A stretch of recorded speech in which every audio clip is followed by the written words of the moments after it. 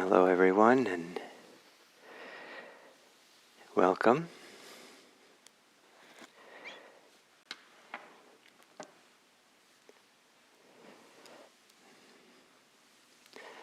There's a classic image or metaphor that's used for meditation, and that is to sit like a mountain. And it may be a little bit easier to feel that when you're sitting cross-legged, when you kind of have this triangular shape.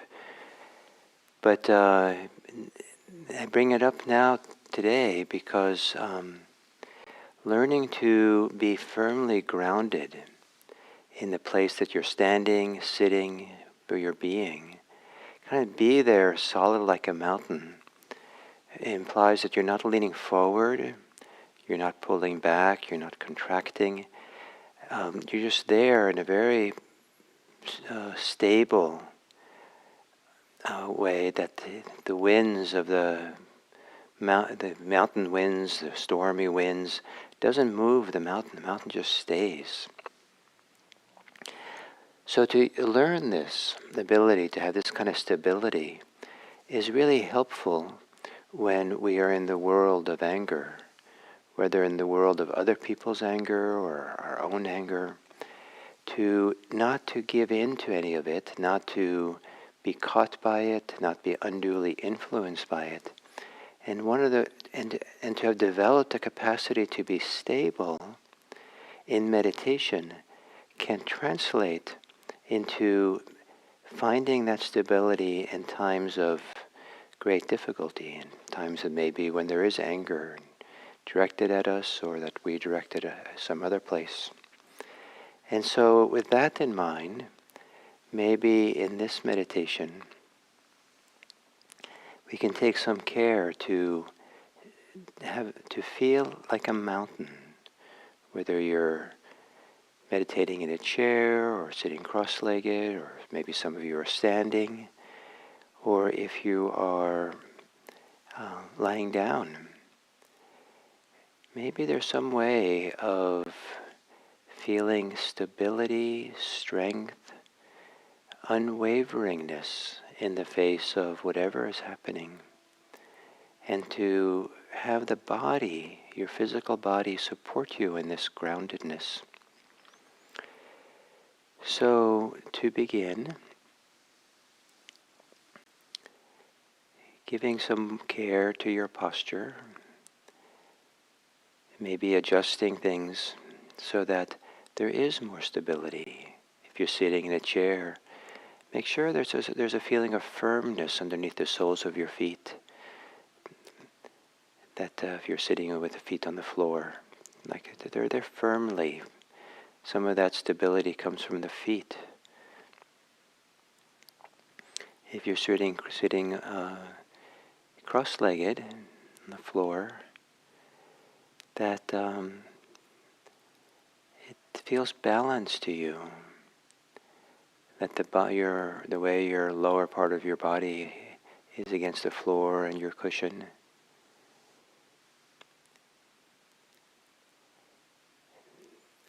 Is there's a firm support. Feel the firm support of whatever underlies your body's weight. And take time to feel the support. Feel the way your weight comes down and rests against your chair, your cushion, the floor, your bed.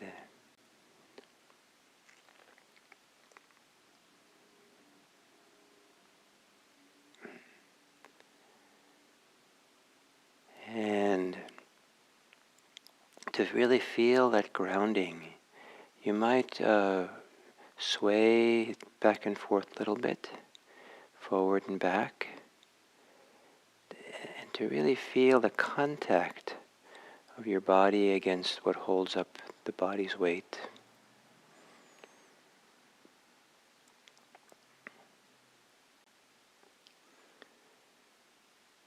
And then as you exhale, to exhale into that contact point, like you're releasing yourself into that support.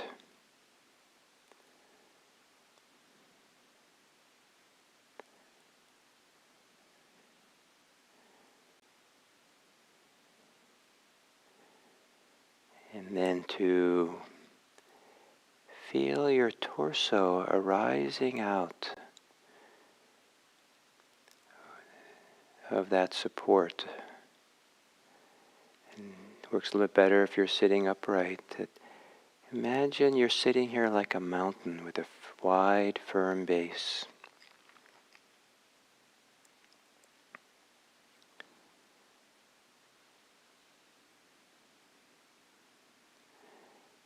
If you're sitting using a backrest, if it's possible to sit up a little straighter, maybe even not using the backrest, even for a little while.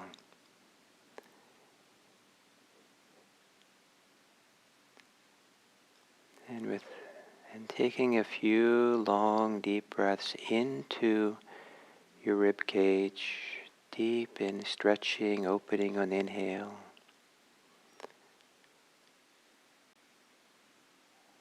Almost like you're becoming more full or substantial or strong as you breathe in a little more deeply than usual.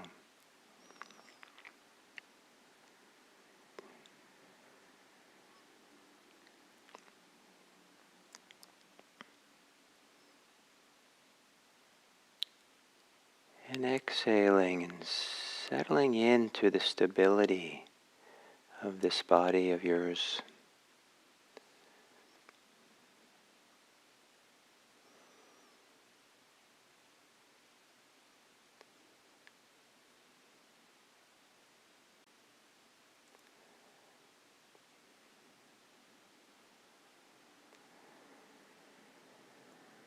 An uplifting movement as you breathe in.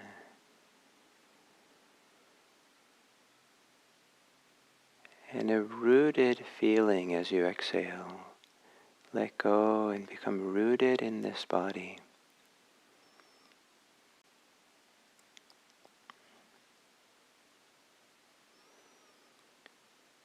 Letting your breathing return to normal.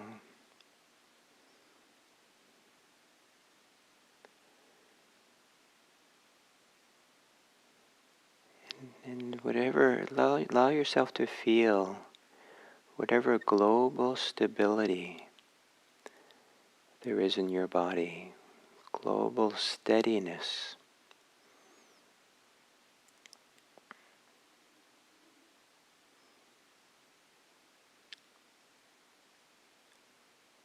And as the torso breathes,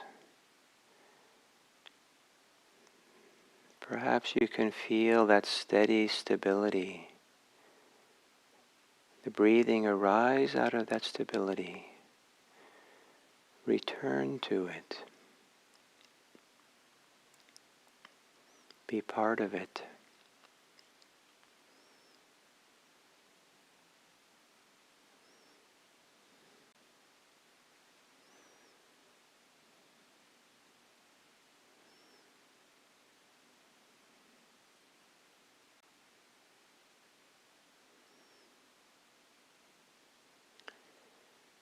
Entrust yourself to your body. Trust the stability, the steadiness, the weight of your body as it's rooted like a mountain here.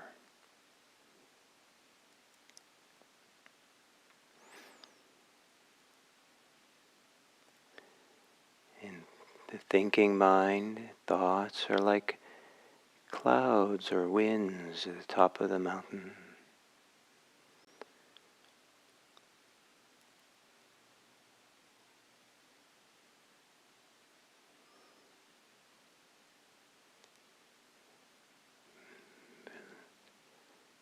Releasing any tension or holding associated with thinking. Letting those thoughts begin to evaporate.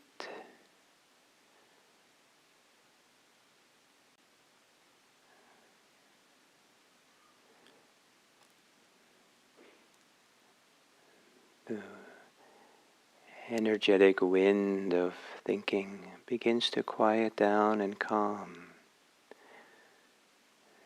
The mind trusts, resting in the stability of the body.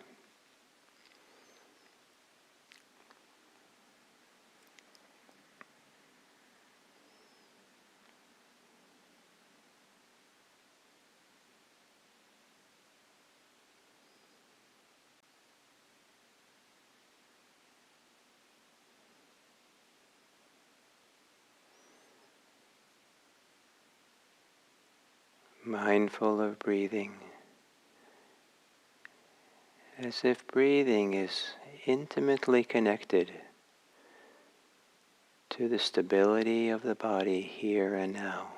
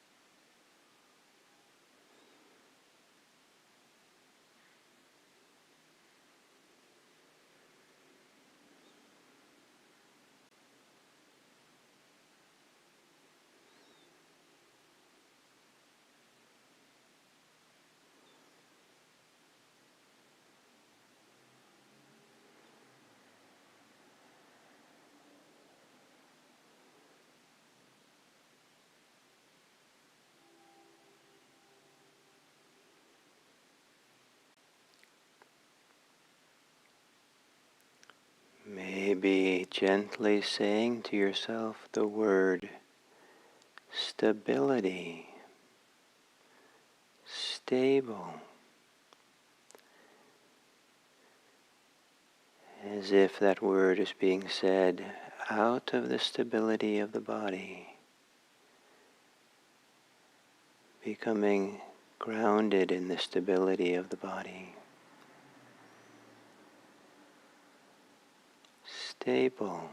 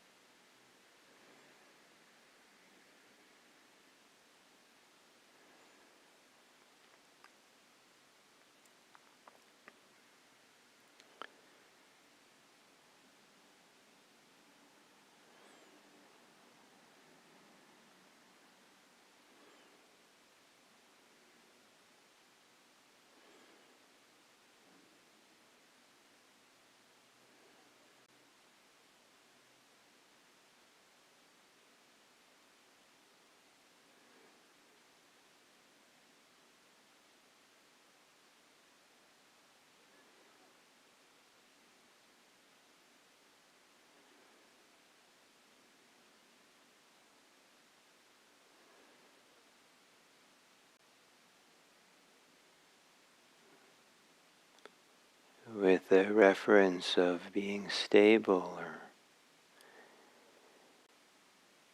maybe you can notice the movements away from that stability.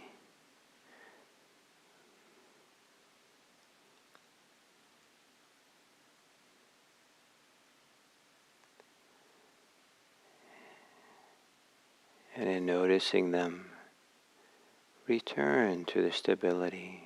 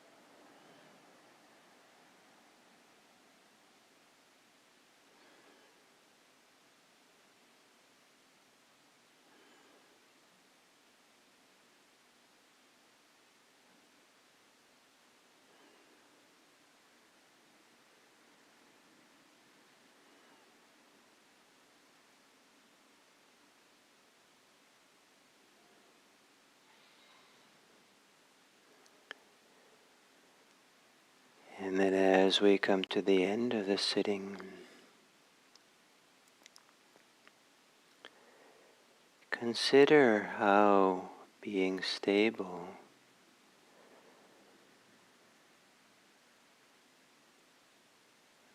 can be a support for being present for others.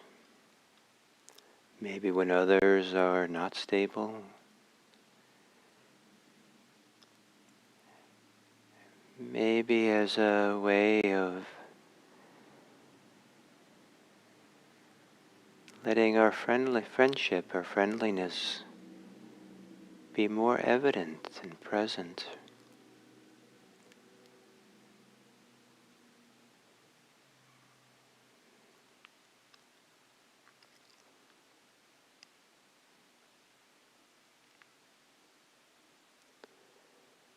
Perhaps from a base of stability,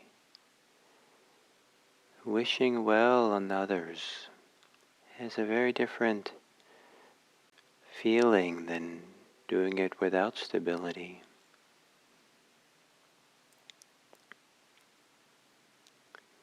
Trusting the stability of being, trusting the stability of the bones, your weight, the contact against the ground.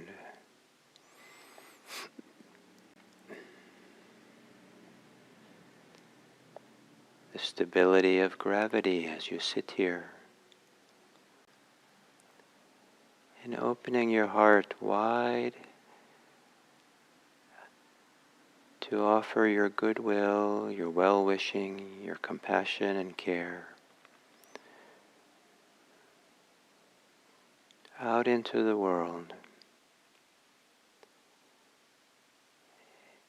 You as a champion for the welfare and happiness of others. May others be happy. May others be safe.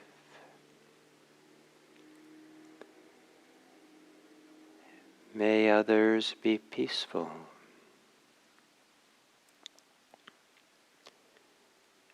May others be free.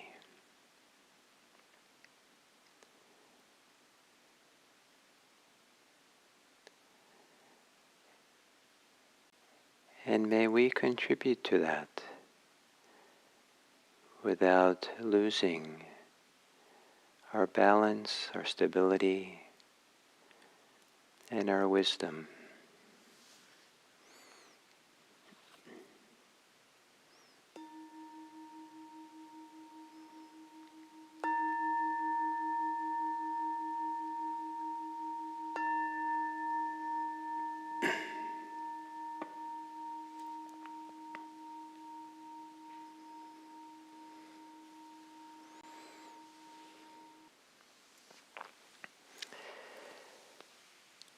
So here we are at the fourth talk on anger.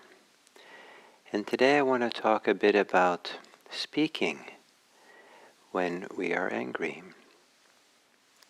It's one thing to be able to be by oneself and to meditate and process the anger that way. It's another thing to manage our anger wisely when we're in relationship to other people and you need to talk and work and do things with others. And certainly I hope that the whole mindfulness approach with emotions, with anger, and this the kind of deeper looking at it, is supportive for how we engage then in the world when we are angry.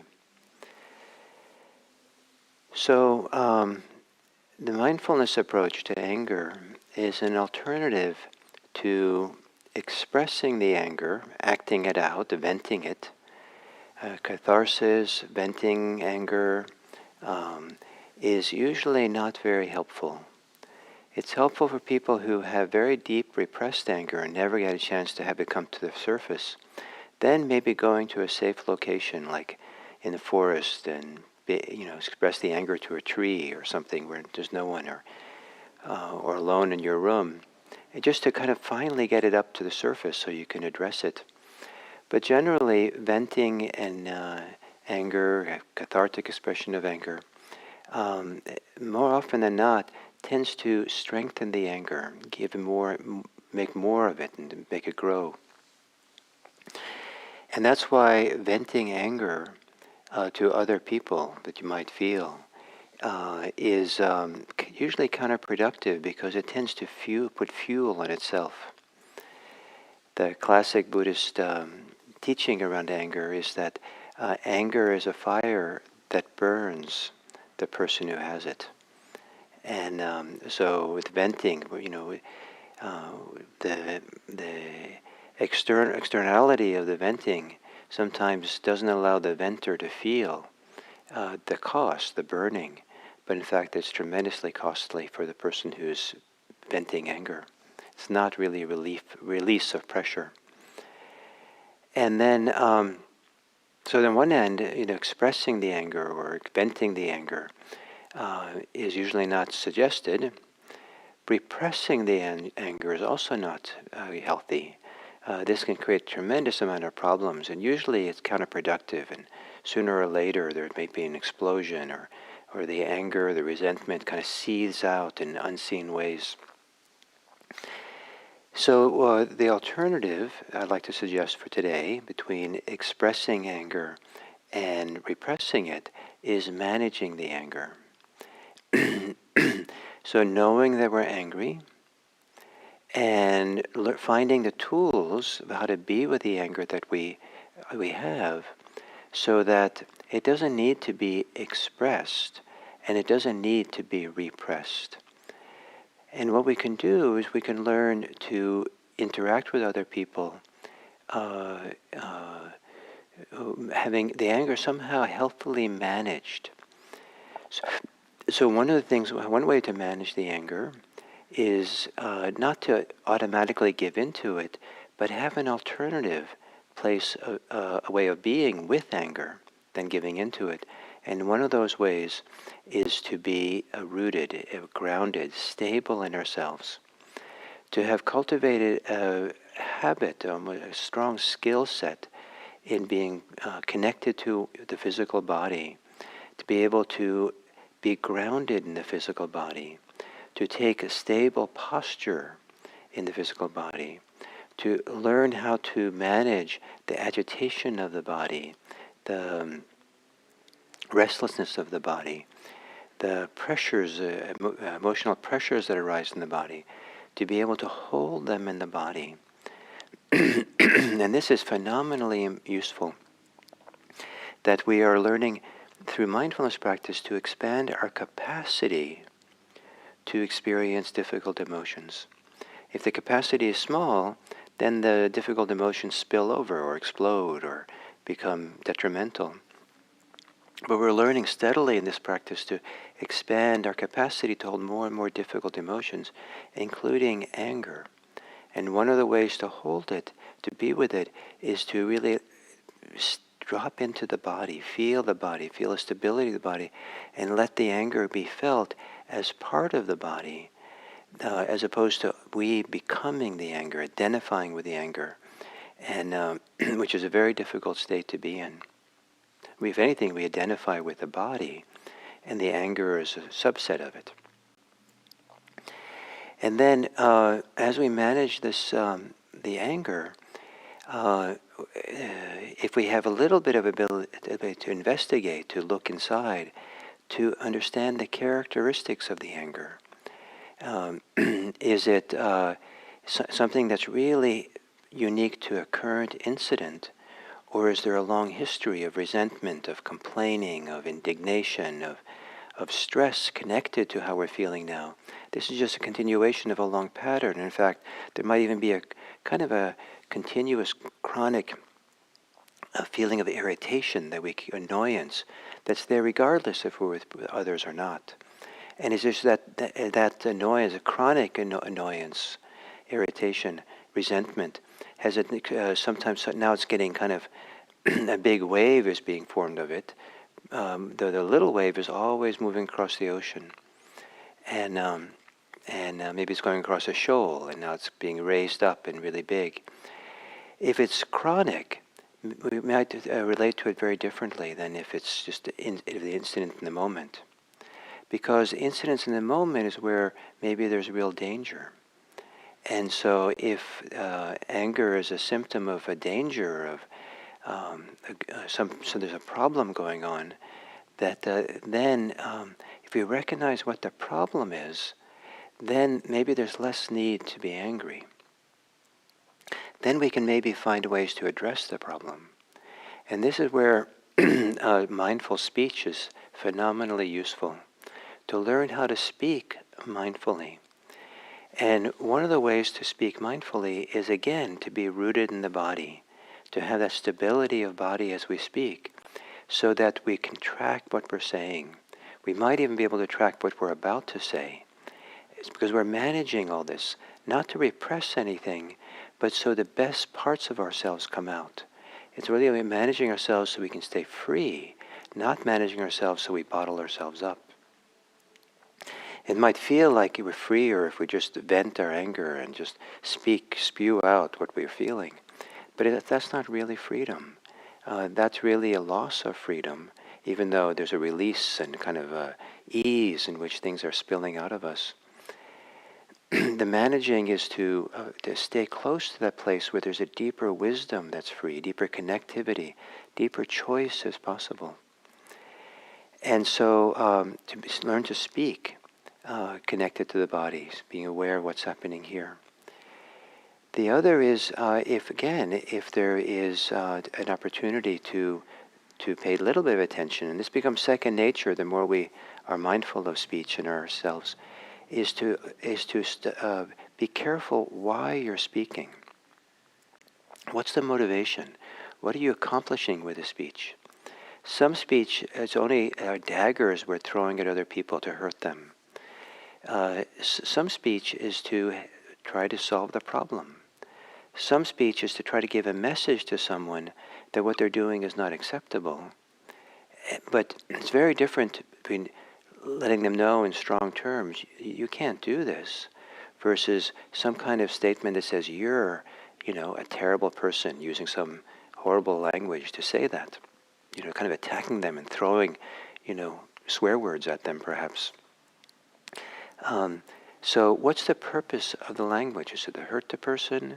Is it to problem solve? Is it to be able to let the person know what we're feeling? And then the content of what we say is important. And one thing that's very helpful is, at times, is to learn the art of I statements. I was once, many years ago, I was a TA in college for the chair of the department. And he was treating me in some kind of way that was not appropriate. Maybe as a servant and something, and asking me to do all kinds of things and putting pressure on me and demands that were unreasonable. And I got furious at him. But I had enough sense to know this is not a person to yell at or be angry at. And so, but I didn't want to repress it. I felt this needs to be addressed. So I went to him and I stood there and I was kind of shaking because I was so angry. And I made I statements. I said things like, what I'm experiencing now, given what you said and what you're asking me to do, is I feel really hurt. I feel really upset. And it was obvious that I was. I wasn't saying anything about him and what he did. I was just saying the impact it had on me. And that was all I needed to do. He backed down, he understood the impact, he understood what he had done, and then the whole thing became a lot better. And and so to sometimes sharing the impact, sometimes it's powerful to tell people, when you did X, I feel afraid now. Some people kind of, when they realize what the impact they had like that, they switch and change, as opposed to yelling at them. And then they yell back, and then the whole thing escalates. And the idea is to learn how to speak in ways where the speaking de-escalates our own anger, where it diffuses it. And the wonderful, I like, maybe slightly pronounced differently, but the two meanings of diffuse is to kind of settle out, spread out so it's weaker, thinner, less concentrated, and to take the fuse out of a bomb. So diffuse, we're diffusing our anger. We're tracking ourselves so we know, we get the feedback that we're actually maybe speaking in a way that's increasing the level of the anger rather than decreasing it. I've been angry at someone once, some years ago, and I asked to meet with a person privately, so we did, and we talked for a while, and then after a while, I could feel myself getting even more upset. And so I asked if we could have a timeout. Could we just sit here quietly for a few minutes? And the person is a practitioner, so that was apparently easy enough to agree to. And then when after a few minutes of breathing and being present, then I was ready to continue the conversation. I was not in a good place to have the conversation until I had had the couple of minutes of silence. So to track ourselves, to manage ourselves, to be able to manage the conversation and find the balance and find how to speak and what to speak, how not to attack people when we speak, which is so easy to do when we're angry, but to speak in ways that try to get the job done that needs to be done, that's appropriate. To be careful that we're not spilling over things that have nothing to do with them. Chronic resentments, chronic hurt that we're carrying with us can bring a lot of pressure along, that we're not really taking care of the situation at hand, as we're somehow giving expression to age-old resentment that we're carrying, that we're frustrated with, and is coming out. So in these few minutes I have, those are the ideas that I'm offering. So here, the primary one I want to leave you with is two ideas. One is manage your anger, and manage it with discovering some stability within. Always look for the stability, if you can. And the other is start exploring and being wise about how you speak. Because sometimes we have to speak when we're angry. And maybe today, if you have an occasion to be angry or irritated or annoyed, or you want to complain, don't complain. Don't express annoyance. Don't send barbs to people. Rather, consider what you can say that's maybe an I statement, that maybe is supportive in the situation, that's appropriate for the situation. Take care of something that takes care of you and the other person. If the person hasn't done the dishes one more time, don't kind of yell at them. Just kind of say, wow, here we are again. The dishes aren't being done. What's happening? Or it's very discouraging. I feel so discouraged to see the sink full of dishes again. And leave it at that and see what happens. The point being, find ways to speak when you're angry. Develop the skill and the wisdom to be able to do that, so that your speech is healthy and wise in circumstances when you're angry. So thank you, and we'll have one more talk on anger tomorrow.